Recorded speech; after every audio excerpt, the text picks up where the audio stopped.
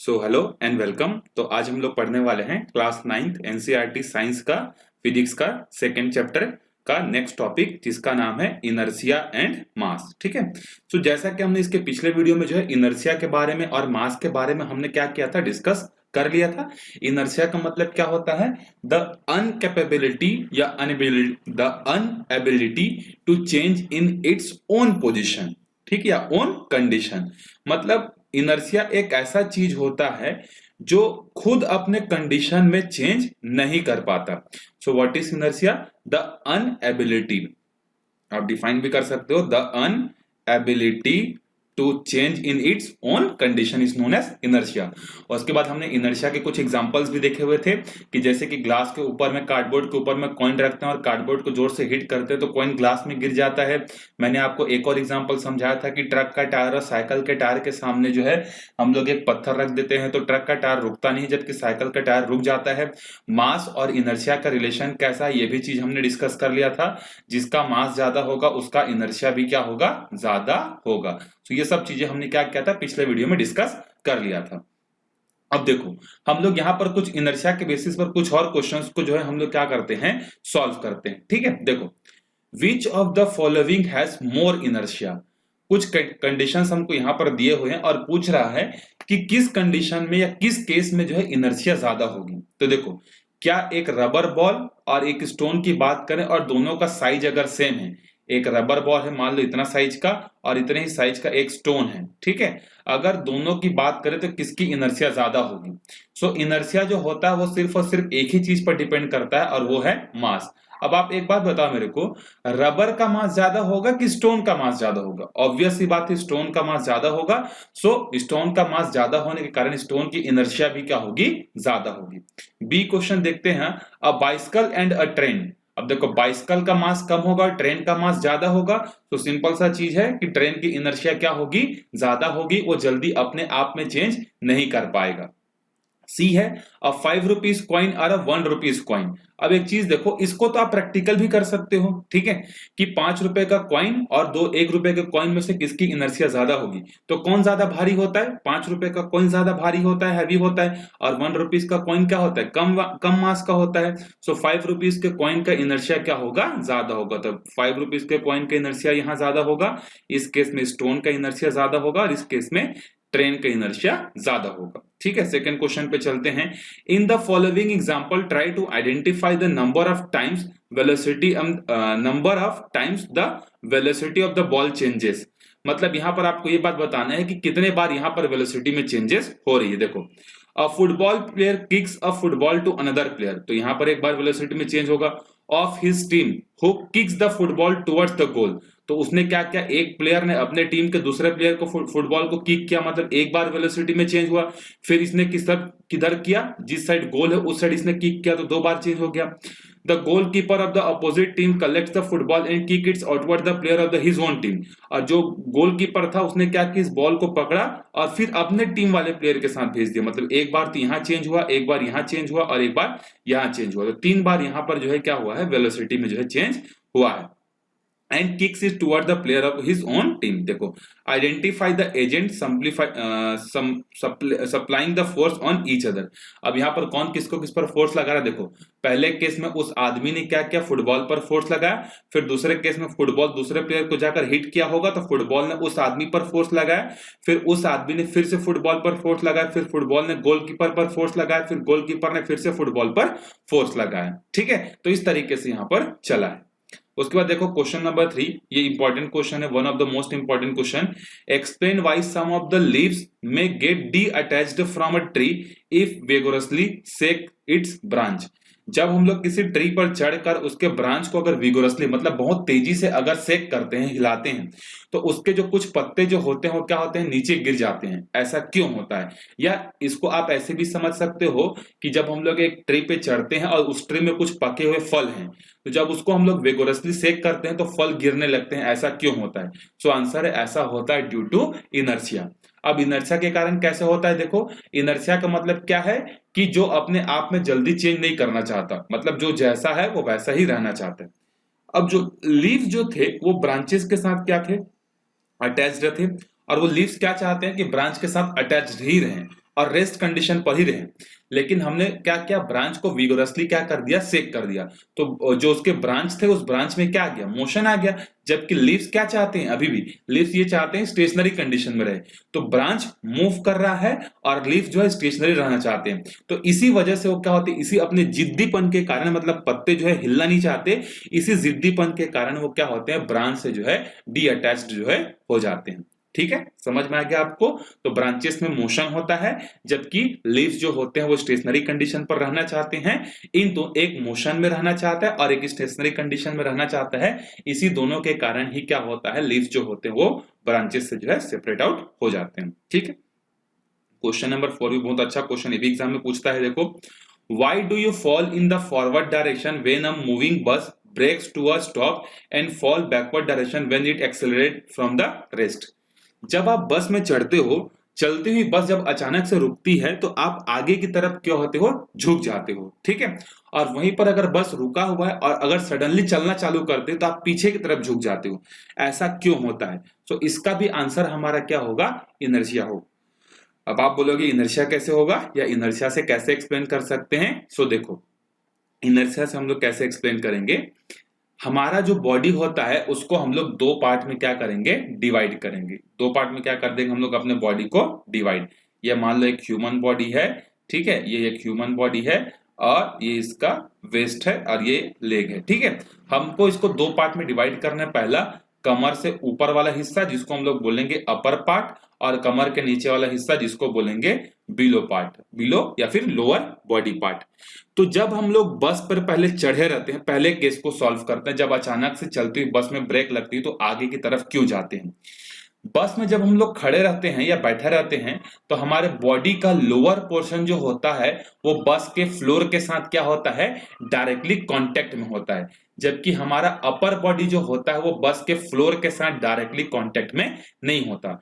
तो जब बस मूव करते रहती है तो हमारा बॉडी भी क्या करता है, उसी बस के साथ अटैच होने के कारण वो भी मूव करते रहता है।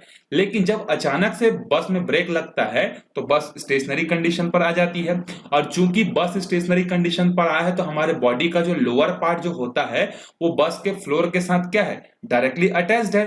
तो जब बस रुक जाएगा तो हमारे बॉडी का लोअर पार्ट भी क्या होगा, रुक जाएगा। लेकिन अभी हमारा अपर पार्ट कौन से फ्लो में है, हमारा अपर पार्ट अभी भी मोशन करना चाहता है। ठीक है, और इसी मोशन करने की वजह से क्या होता है, हमारा अपर पार्ट जो है आगे की तरफ झुक जाता है।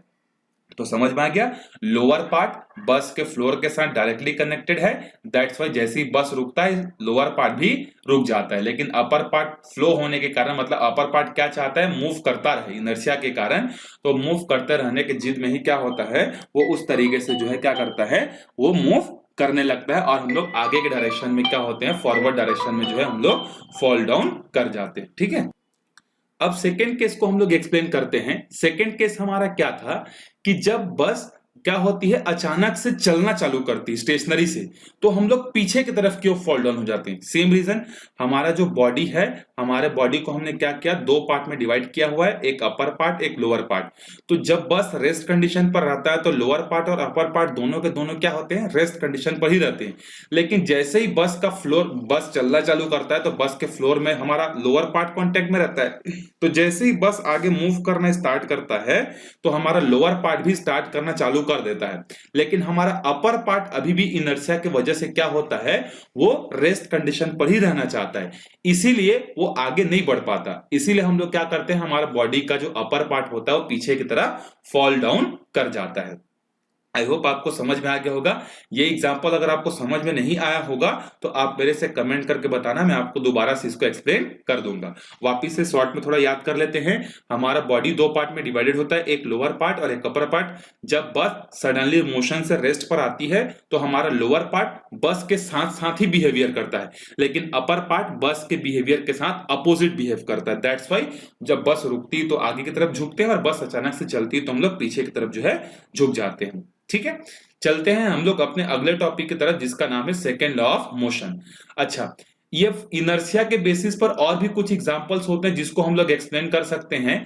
जैसे आपने अपने घरों में देखा होगा कि जो गद्दे वगैरह होते हैं, पिलर्स जो होते हैं, या फिर जो भी पिलो होते हैं, तकिए वगैरह होते हैं, उसमें जब डस्ट पार्टिकल लग जाते हैं तो उसको डस्ट पार्टिकल को निकालने के लिए उसको डंडे से क्या किया जाता है, मारा जाता है, जिसके कारण से उसमें से जो डस्ट पार्टिकल होते हैं वो क्या होते हैं, बाहर निकल जाते हैं। तो उसका भी रीजन क्या है, इनर्शिया ही है। जब आप किसी गद्दे को लाठी से मारते हो तो गद्दा तो मोशन में आ जाता है, लेकिन जो उसमें डस्ट पार्टिकल जो होते हैं वो इनर्शिया के कारण क्या होते हैं, डस्ट पार्टिकल रेस्ट पर ही रहना चाहते हैं, जबकि आपका गद्दा क्या है, मोशन कंडीशन पर आ गया है। तो एक मोशन में है और दूसरा रेस्ट पर है, तो रेस्ट वाला अपने जगह से हट जाता है और नीचे गिर जाता है। तो ऐसे बहुत सारे एग्जांपल्स है जो कि इनर्शिया के बेसिस पर आप इसको आसानी से एक्सप्लेन कर सकते हो। ठीक है, चलते हैं हम लोग अपने सेकेंड टॉपिक की तरफ, या जिसका नाम है second law of motion. First law of motion क्या बोलता है, जिसको हम लोग किस नाम से जानते हैं, फर्स्ट लॉ ऑफ मोशन को लॉ ऑफ इनर्शिया के भी नाम से जानते हैं, गैलीलियो के लॉ से भी जानते हैं, और फर्स्ट लॉ ऑफ मोशन करके भी हम लोग जानते हैं। तीन नाम है उसके। अब देखते हैं सेकेंड लॉ ऑफ मोशन जो होता है ये क्या होता है। देखो, the first law of motion indicate that when an unbalanced external force act an object its velocity changes. First law हमको यह बताता है कि जब किसी स्टेशनरी बॉडी पर एक एक्सटर्नल अनबैलेंस फोर्स लगता है तो उसके कारण से उस बॉडी में क्या आ जाती है, वेलोसिटी आ जाती है। और जब किसी बॉडी में वेलोसिटी आ जाती है इसका मतलब उसमें क्या आ जाएगा, एक्सेलरेशन आ जाएगा। ठीक है, उसी तरीके का यहां पर कुछ और चीज देखते हैं हम लोग। Let us recount some observation from our daily life. हमारे डेली लाइफ से रिलेटेड कुछ और एग्जांपल्स जो हम लोग पहले देखते हैं, उसके बाद हम लोग एक टर्म को डिफाइन करेंगे जिसका नाम है मोमेंटम। ठीक है, सो देखो, during the game of table tennis if the ball hits a player it does not hurt him. आपने टेबल टेनिस का गेम आई होप देखा होगा। तो टेबल टेनिस में जब बॉल किसी प्लेयर को लगती है, दो प्लेयर खेलते रहते हैं, तो जब किसी प्लेयर को बॉल लगती है तो वो उतना ज्यादा जो है उसको हिट नहीं करता। Other hand when a fast moving cricket ball hits a spectator it may hurt him. वहीं पर जब क्रिकेट में एक तेज बॉलिंग करता हो बॉलर कोई जाता है और अब उसको कोई प्लेयर को हिट करता है, या अगर कोई देखने वाला स्पेक्टेटर है उसको जब वो हिट करता है, बॉल जाकर उसको हिट करेगा, स्टेडियम में बैठे हुए किसी आदमी को जब बॉल हिट करेगा तो उसको हर्ट हो सकता है। तो दोनों तो बॉल ही हैं। टेबल टेनिस का बॉल में आदमी को हर्ट नहीं हो रहा, जबकि क्रिकेट के बॉल में किसी आदमी को लग जाता है या किसी बैट्समैन को बॉल लग जाती है तो उसको हर्ट होता है। ठीक है, a truck at rest does not require any attention when parked along a roadside, but a moving truck even at a speed as low 5 metre पर second may kill a person standing on its path। अगर एक बहुत भारी truck अगर road के किनारे खड़ा है तो उसके कारण से कोई प्रॉब्लम नहीं होगी, लेकिन अगर वही ट्रक अगर कुछ स्पीड से आगे बढ़ रहा है, मान लो एकदम बहुत छोटा स्पीड 5 मीटर पर सेकेंड की स्पीड से भी अगर ट्रक धीरे धीरे चल रहा है तो उसके कारण से वो आदमी के ऊपर में जब चढ़ेगा तो उसकी मृत्यु भी हो सकती है, मतलब वो मर भी सकता है। तो ये दो एग्जांपल्स, एक और एग्जांपल देखते हैं। जैसे सच अ बुलेट में kill a person when fired from a gun. इतना छोटा सा बुलेट और इतना सा ट्रक, देखो ट्रक जब रेस्ट कंडीशन पर होता है तब मारता नहीं है किसी को, लेकिन जब मूविंग कंडीशन पर आता है तो किसी पर्सन को किल कर देता है, इतना भारी ट्रक। उसके कंपैरिजन में एक छोटा सा बुलेट जो कि ट्रक के टाइम्स में 1000 टाइम्स छोटा होता है, वो भी क्या कर सकता है, एक आदमी को जो है मार सकता है। तो ये सब चीजें क्यों होती है, देखो these observations suggest that the impact produced by object depend on their mass and velocity। इस लाइन को आपको पकड़ना है कि किसी भी चीज पर किसी दूसरे चीज का इंपैक्ट जो होता है वो दो चीजों पर डिपेंड करता है, एक तो मास पर और दूसरी वेलोसिटी पर। जैसे टेबल टेनिस में जो बॉल यूज होता है, टेबल टेनिस के बॉल का साइज छोटा होता है तो उसका मास भी छोटा होता है, क्रिकेट के बॉल का साइज बड़ा होता है। तो छोटा मास होने के कारण जब ये हमारे बॉडी को लगेगा या किसी पर्सन को हिट करेगा तो उसका इंपैक्ट कम होगा, लेकिन क्रिकेट के बॉल का साइज ज्यादा होने के कारण वो क्या करेगा, इंपैक्ट ज्यादा करेगा। तो आपको समझ में आए कि मास ज्यादा होने से क्या होता है, इंपैक्ट भी ज्यादा होता है। उसी तरीके से देखो, जब एक ट्रक जो है जिसका मास बहुत भारी था और वो कम स्पीड से चल रहा था, 5 मीटर पर सेकेंड से भी कम स्पीड से चल रहा था, तो वो किसी पर्सन को हिट कर सकता है। यहाँ पर तो इसका मास बहुत भारी है, लेकिन जो बुलेट है जो गन से निकला है उसका मास तो बहुत कम है, लेकिन बुलेट भी क्या करता है, उसको मार देता है। तो यहाँ पर इन दोनों में क्या फर्क है, इसकी वेलोसिटी कम है, और जब किसी गन से बुलेट फायर होता है तो उसकी वेलोसिटी क्या होती है, हाई होती है। मतलब वेलोसिटी के हाई होने से भी इंपैक्ट हाई होता है, और मास के भी हाई होने से इंपैक्ट क्या होता है, हाई होता है। तो किसी भी चीज पर जो इंपैक्ट पड़ता है वो दो चीजों पर डिपेंड करता है, मास प्लस वेलोसिटी, और इसी इंपैक्ट का नाम होता है मोमेंटम। ठीक है, so the impact experienced by any object is known as momentum. ठीक है, देखो ये चीज दिया है कि one such property called momentum was introduced by Newton. Newton ने ही इसी इंपैक्ट के लिए एक प्रॉपर वर्ड यूज किया जिसको हम लोग बोलते हैं मोमेंटम। तो मोमेंटम का मतलब आपको समझ में है, किसी चीज का किसी दूसरे चीज पर कितना इंपैक्ट पड़ता है ड्यू टू हर मास और ड्यू टू इट्स वेलोसिटी, उसी को बोलते हैं हम लोग मोमेंटम। और मोमेंटम जो होता है उसको हम लोग डिनोट करते हैं स्मॉल p से, और इसका फॉर्मूला होता है मास इनटू वेलोसिटी। मतलब मैथमेटिकली क्या हो गया, मास और वेलोसिटी का जो प्रोडक्ट होता है उसको बोलते हैं मोमेंटम, और थ्योरेटिकली हमारा क्या हो गया, the impact experienced by any object. ठीक है, आई होप आपको समझ में आ गया होगा दोनों चीजें। आगे बढ़ते हैं। देखो, मोमेंटम है both direction as well as magnitude.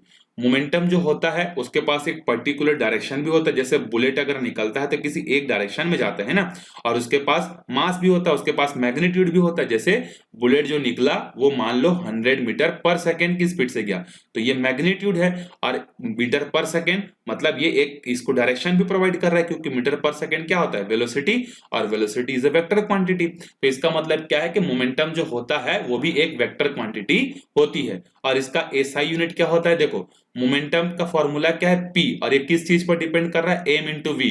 तो m का यूनिट क्या होता है एसआई सिस्टम में, kg, और इसका क्या होता है, मीटर पर सेकेंड। सो मोमेंटम का आपको यूनिट याद रखना है kg मीटर पर second, SI unit, system D international. SI का फुल फॉर्म होता है सिस्टम डी इंटरनेशनल। ठीक है, सो आई होप आपको समझ में आ गया होगा। उसके बाद एक चीज और देखो कि मोमेंटम में जितना ज्यादा चेंज होगा, ठीक है, उतना ही ज्यादा फोर्स जो है किसी दूसरे चीज पर लगेगा, इंपैक्ट उस पर उतना ही ज्यादा होगा। तो अब मोमेंटम आपको समझ में आ गया, impact experienced by any object.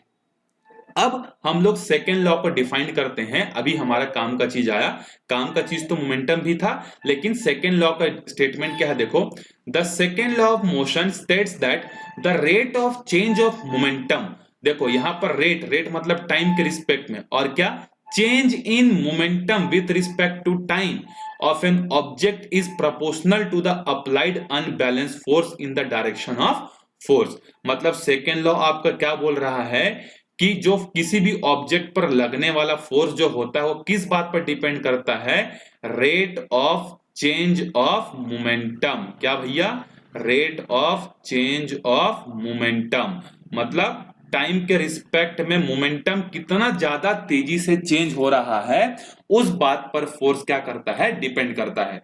मतलब जितना ज्यादा मोमेंटम में चेंज होगा उतना ज्यादा फोर्स भी लगेगा, और जितना कम चेंज होगा उतना कम फोर्स होगा। So second law of motion को आप कैसे डिफाइन करोगे या कैसे लिखोगे, according to second law of motion the rate of change of momentum of an object is directly proportional to the applied unbalanced force.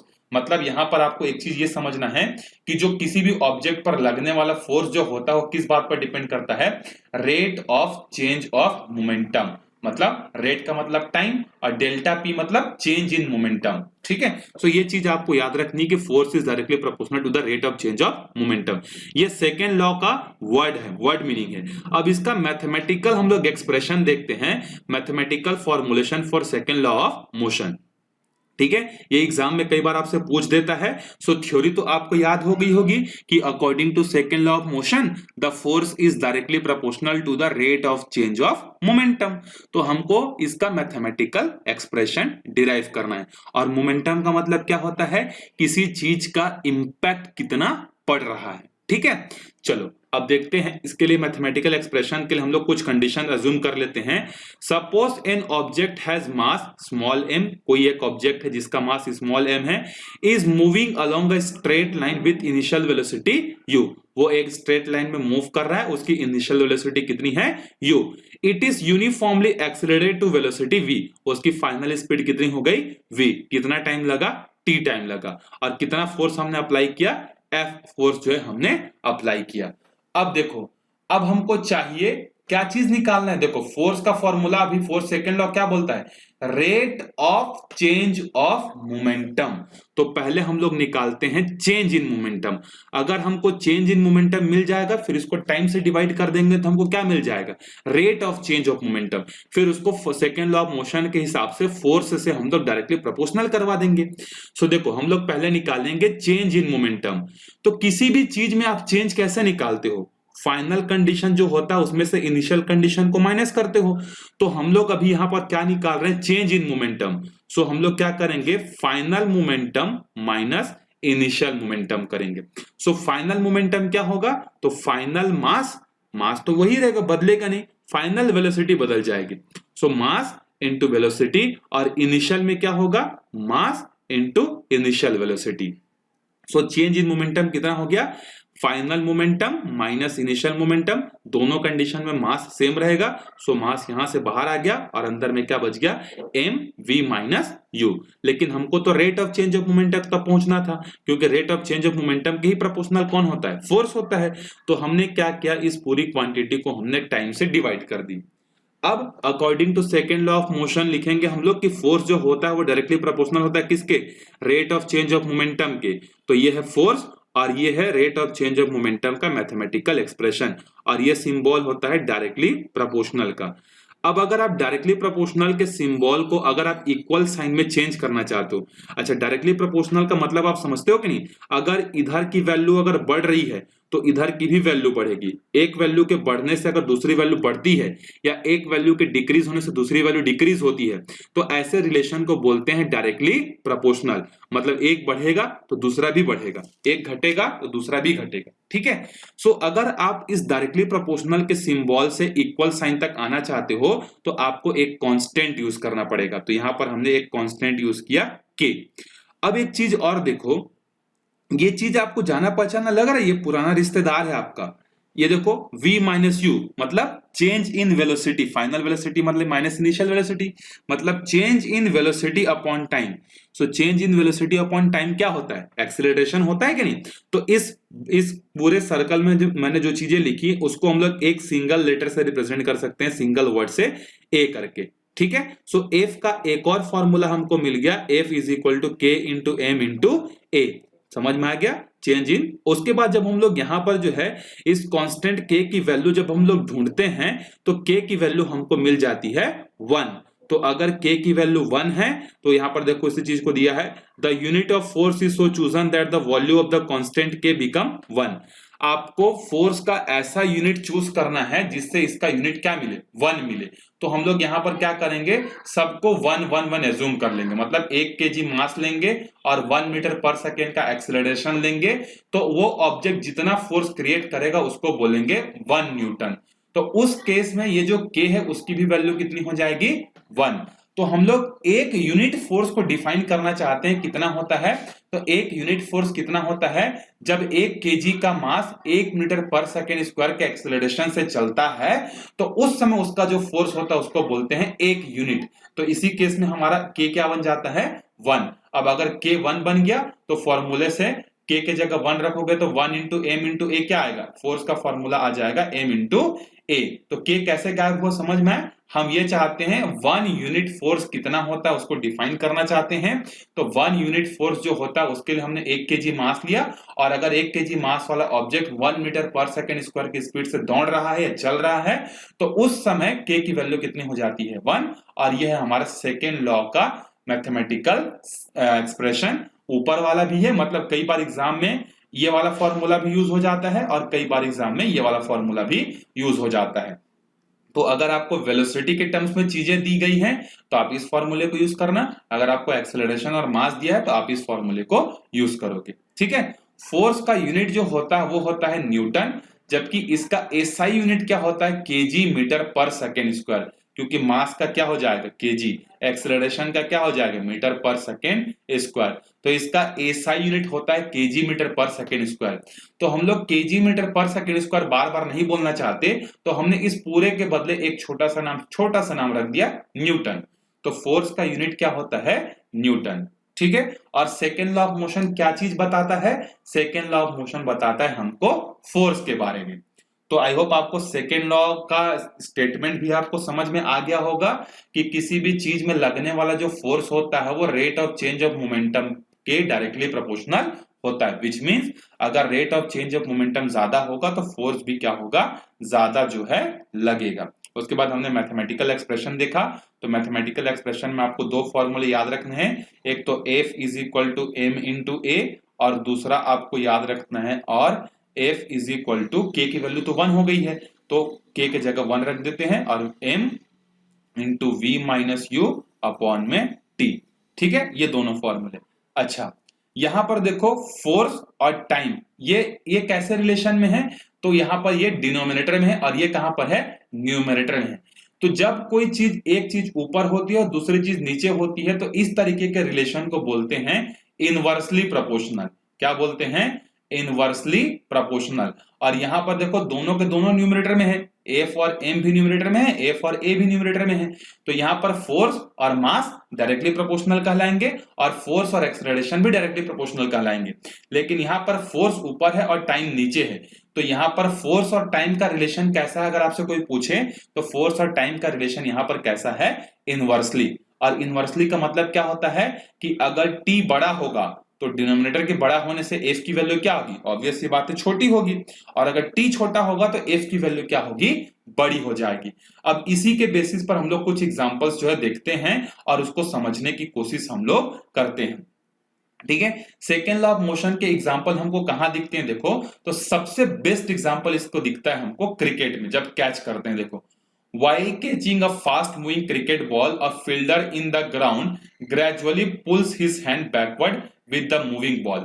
अगर आप क्रिकेट की कोचिंग किए होगे या फिर क्रिकेट आप खेलते होगे तो वहां पर आपको ये चीज बताया जाता है कि जब भी तेज बॉल आप कैच करने के लिए पकड़ रहे हो तो अपने हाथ को क्या करना, बॉल को पकड़ते समय अपने हाथ को नीचे लाना।